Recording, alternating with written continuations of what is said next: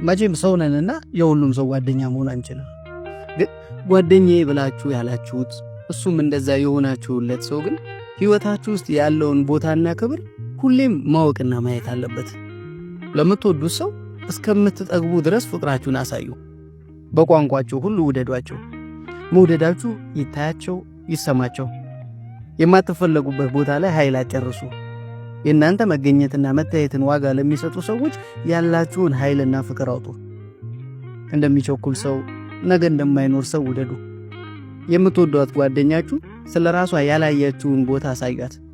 ክፍተቴ ብላ የምትጨነቅበትን አብራችሁ ቀልዱበት። ራስሽን ዳውን ስለምታደርጊ ነው እንጂ አንቺ ሁሌም አፕነሽ በሏት እንደ ቶማስ።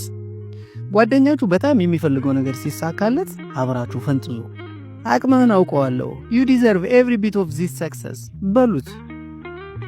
ህይወት አጭር ናት፣ ልብ ውስጥ እያልጎመጎሙ ለመኖር። እንድታውቁት የኔ ጓደኞች እወዳችኋለሁ። የኔ የምትሉትን ጓደኛ ሜንሽን አድርጉት።